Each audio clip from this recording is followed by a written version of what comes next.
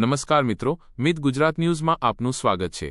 કહેવાય છે કે રામ રાખે તેને કોણ ચાખે, અને આજે વાંકાનેરમાં આ કહેવત સાચી સાબિત થઈ છે। જ્યારે એક 8 મહિનાના માસૂમ બાળકને વીજળીનો જોરદાર આંચકો લાગ્યો ત્યારે 108ની ટીમ તેના માટે સાક્ષાત દેવદૂત બનીને આવી।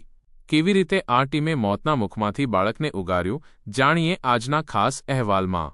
ઘટના છે વાંકાનેર પંથકની।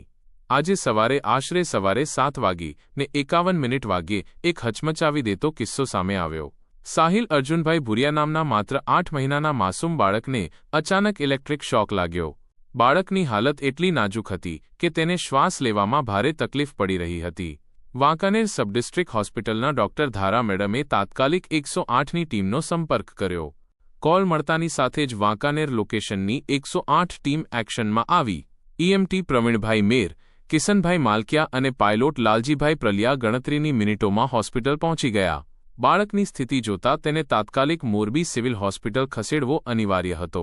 રસ્તામાં ડોક્ટર પરમાર સાહેબના ટેલિફોનિક માર્ગદર્શન હેઠળ પ્રવીણભાઈ અને કિશનભાઈએ એમ્બ્યુલન્સમાં જ બાળકને ઓક્સિજન સપોર્ટ આપ્યો અને સતત તેના વાઇટલ્સ પર નજર રાખી।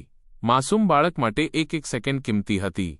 પાયલોટ લાલજીભાઈએ ટ્રાફિકની પરવા કર્યા વગર અત્યંત કુશળતાપૂર્વક એમ્બ્યુલન્સ હંકારી અને રેકોર્ડ બ્રેક સમયમાં બાળકને મોરબી સિવિલ હોસ્પિટલ પહોંચાડ્યું।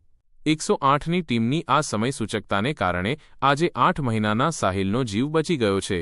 બાળકના પરિવારજનોએ ભીની આંખે આ દેવદૂતોનો આભાર માન્યો છે।